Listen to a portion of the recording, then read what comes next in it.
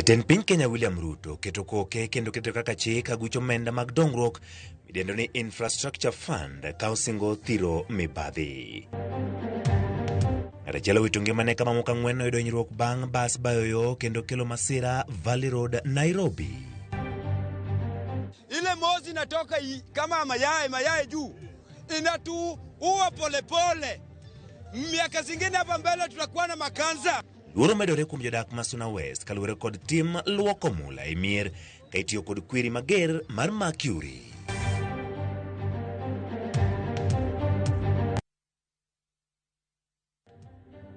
Igni nyakoromo gi sa 10 mar odhiambo chienden mar Kagi Kacha nyinga Ochieng' Emmanuel. Ka wachako jatend piny Kenya William Ruto okete koke chik mar aguch omenda mar dongruok mar higa mar 2026 bang' kanyo kadhe kod od bura mamalo. Nyasi makamano bagie kar jot ma jatend piny Nairobi kama Ruto poyo okang' makamano kolero ni dongruok ochakore kendo Kenya chomo pinje monyalo kaka Singapore. Olero ni alap ndeke ma JKM bidhi chak godo mokwongo e dongruok mar aguluno.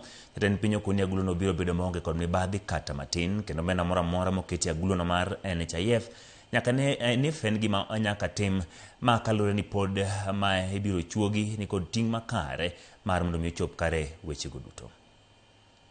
To announce that the expansion of the Jomo Kenyatta International Airport will be the first major project financed through this new model of financing under the National Infrastructure Fund.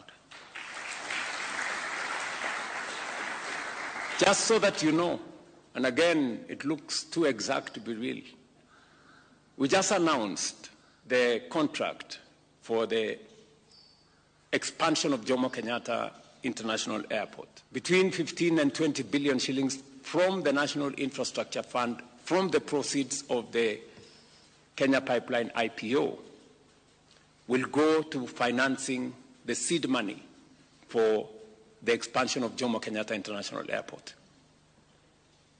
We will put in our 15 or 20 billion, pension funds, insurance companies, other collectives. You have the opportunity to invest.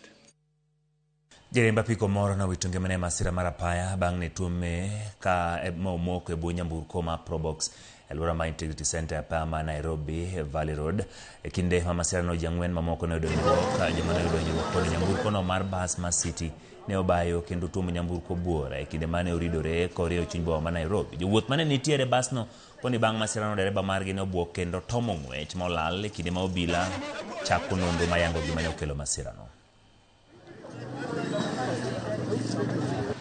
Dereva hata alikosa sei sababu yeye kitu tu nilisikia akisema juu nilikuwa nimeketi hapo mbele karibu na yeye akasema tu sisi tumeisha. Hivyo ndo dereva alisema. Me actually nilikuwa nimesimama. Then the next thing nilikuwa nimerushwa huko mbele huko karibu na dereva huko. And hiyo tu ndo kitu naweza kumbuka for now. Nilikuwa naendesha Probox. Mimi nimeona tu nimegonga kutoka nyuma. Nikienda huku, mara huku.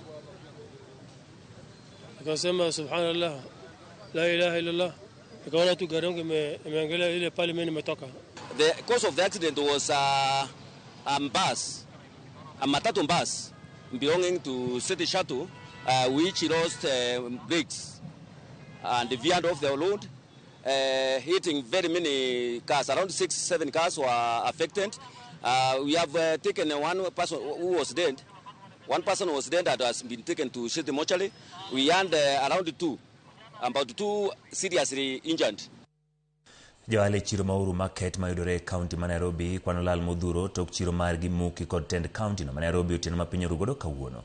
Joalago dwaro ni jatend piny William Ruto mondo medonjre wach ni mondo nyisgi kama ginyalo dhie sani seche ma gero chiro manyasani dwa chakore alworano. Chiro ma joala wacho ni gisebedo ka giuse kuom higni moingo 40 emosebedo kar yuto margi ka giywak ni gisani koro gidong' maonge kama ginyalo konyore.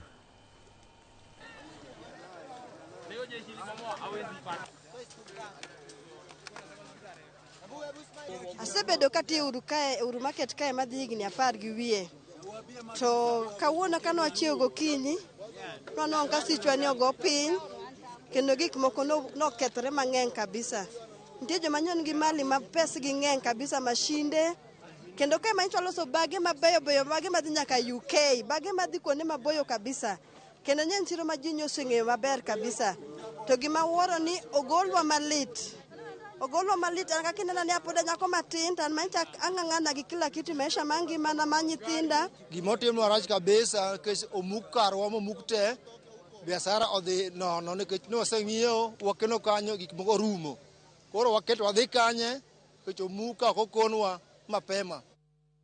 Komiti mopodhi mar bero chenro mag dongruok e kaunti ma Nairobi moriwo apisas ma wuok e piny owacho mamalo kod mag kaunti ma Nairobi nobagoro margi mokwongo ka thor wach mane go mbaka mokwongo kendo miyo pek en manyore mag manyo duoko ne midhiero mar oula manokelo lal mar ngima kod mwandu boma ma Nairobi. Komiti no koro keto tenge omenda maromo shillings bilion 25 ne gedo mar chenro mopogore opogore koriwo kod ka kunyo togoro, loso apeyni, olalo kod skunde. The cooperation agreements looks at certain areas. It looks at roads and infrastructure. It looks at housing. Of course, the river regeneration coming at a time when we've had quite a disaster with flooding, legal and governance issues, environment as well, which are all, we need working teams.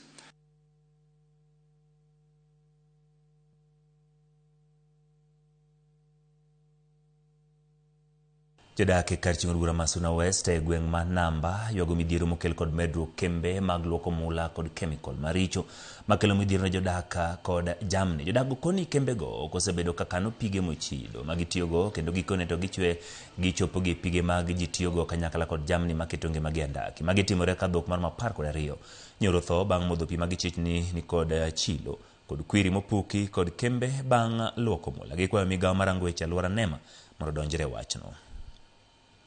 Kisi kuona hizo mamlango eti zinafanya kazi mchana na usiku. Wafunge.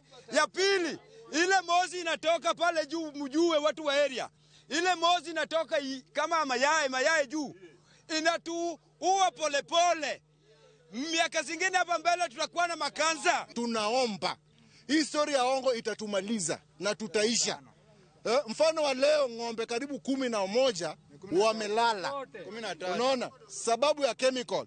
Na hapa kwenye ng'ombe wamefariki, huyu jamaa hajamaliza hata mwezi moja. Hii kitu ndimejengwa juzi. Unaona? Leo imefika ng'ombe wamelala. Mwenyewe saizi ashachukuliwa. Anaenda kubembelezwa alipwe. Hawa wawekezaji wa dhahabu hapa wenye wananunua shamba kila mahali, lakini kununua shamba si mbaya. Lakini natakikana wazingatia mazingira kwenye wanafanya biashara. Vitu kama hizi natakikana zikuwe porini, si kwenye wananchi wanaishi. Ukiangalia hapa kuna site, ukiangalia hapa kuna site, zingine 4 ziko hapa chini. Na wengi wamechimba kisima hapa ambao mtu akichota maji watapata na shida. Familia more gweng' maruge kar chieng' od bura Homa Bay town ywago ratich jagmoro ma jegni 45 mane ochadhi gi jalo mowito ngimane moj mapok ong'e kore nyaka sani. Mien ma johala bom no ne otong' mochodo kolith lwete ariyo kin mojno kendo duogo wito ngimane ka ilaw kode kar thieth. Ali Abich miyo ler. En lit kod kuya gweng' maruge ka chud bura ma Homa Bay town bang' nek makoch mar miyo moro ma jawala mane ochadhi gi jalo monegi e dalane e monj magalagala mapok ong'e kore nyaka sani. Miyo no manyinge Nitros Adhiambo ma osebedo katimo ohala mar magawa e Junction Kodoyo ne omonji ma ochadh gi jalo marach mokalo kendo ne oduogo wito ngimane ka ilaro kode osiptal ka nyar miyo no Wendi Anyango lero kaka ne omonji min gi ma ochwe onegi. Kochini chopo ot to mama odong' kawuoyo gi dawa moro nwaro de korio koling matin tapenjora to budho go kanade otima ng'oko ka to baba na biro ni Wendi to mama wugore pinye ti ot kaini to kwapi modoni to awuok piyo ka chopo tayudo ka mama gore pinya diera tapenje ni mama ang'aw ni kelna pi modho kalungo nyathiwa matin mondo kelna pi modho to amula winjo ka dendi liet. To ka yaw toch mar simu to aneno remo mang'eny kabisa. Ka ng'iyo bath wiye kama to aneno kotong'. Ka chungo wiye kendo kumo wiye ka achungo wiye mondo ang'i wang'e. Tayudo ka wang'e no bedo tong' marach. To ng'iya dichiel to duoko wiye piny. Bang'e no oluong ambulance to wuok kori miye thieth e ambulance ka kwadhi. Wakalo kindu matin ni to nurses wacho ni obleed mang'eny. En restless. After that, gichungo ambulance. mane kaka mama notho. Joma undugo ne ochadho wi miyonogo jalo kendo chodo oko lith lwetene ariyo gi ojalo mane ochodi molwar piny e kinde monjono kapok ne achijego eko ringo ma olal. Noyudo hinyruok mag rach kabisa ma kane watere Homa Bay Referral Hospital to dakteche notemo to nok ginyal to miye referral mondo tere Kisumu to kumawi marach kaluwore gi hinyruok ma koch manoyudo e wiye ne ok ochopo Kisumu.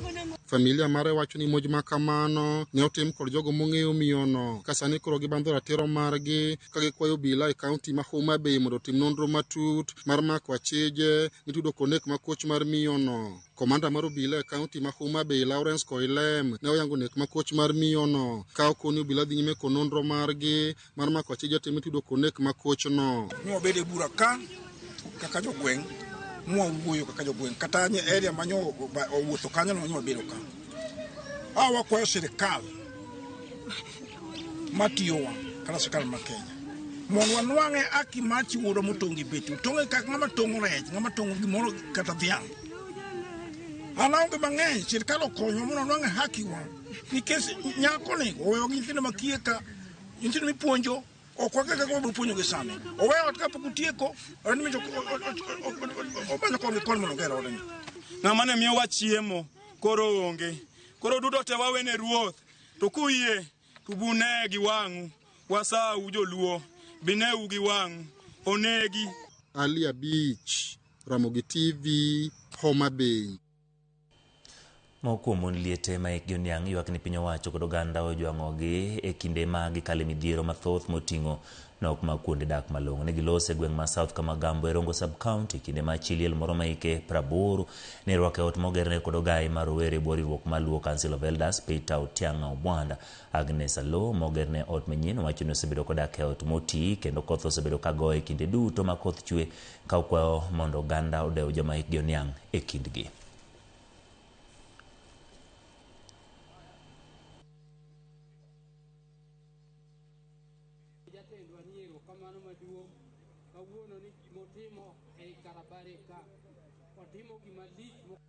Kinaneno mor marot kakoro antie jarongo timo gima ber kochunga adhako moti ogero na ot abedo chiliel nyithindo osetho madong' mana gadi ariyo kende nyudo na nyola par gadi yowuoyi neno od cha wuoyi oweyo ot wuoyi otho malo kacha oweyo ot machielo otho ja sikul oweyo ot nyiri bende adek mago dong' sida makale. Mor kawuono malich nikech od yuora ni koncha biro to koth be goya to ko kama be yuora nyocha ywaka nja to odi na yudo ngufu kure to ka nyocha pok adwa timo mano to pok ajatelo biro ogai mar Kijende aduoga mor mokalo ko ogai mar Kijende oting'onwa ting'no ero. Ok atime dongo ka kende, atime Kenya as a whole mondo nyis vijende matindo ni ka Nyasaye ogwedhi ng'i kaka inyalo konyo ywa community. Mane momiyo kaka an Otianga abiro ka mondo achiedh gi jogi. Mane koko momiyo an Otianga abiro ka mondo ago mbaka gi mond liete. An chuor mond liete. Dhako moro amora ma chuore oweyo mano mara. Nikech sama chuore onge to an ema gedone.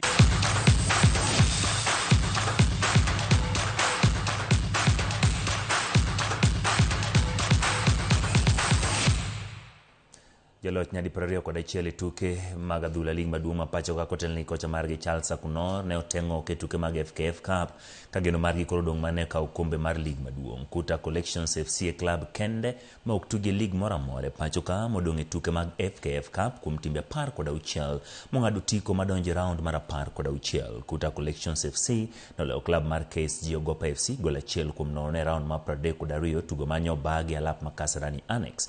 Club no mogoyo tache County ma Nairobi onge gi alap magitimo orako ka gitiyo gi opiche mag osiep timo ikruok margi e tuke gi. En club ma choko jotugo maonge klepe kendo miyo gi thuolo mar dhi nyime gibero mich margi mar adhula.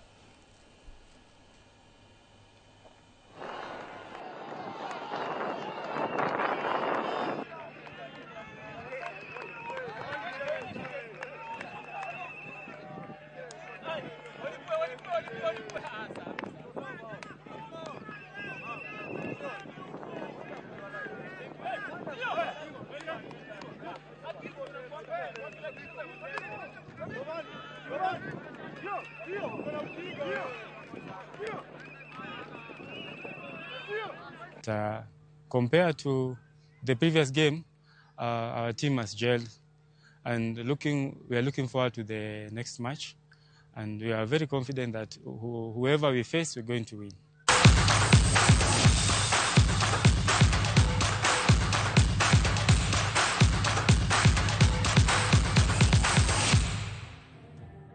Yakwaramogi mano emokelo wa giko mar weche manyien chenro mar ka agikacha koromo sa achiel mar odhiambo bochako yudo weche manyien monon modo molweyo makare nyinga Ochieng Emmanuel.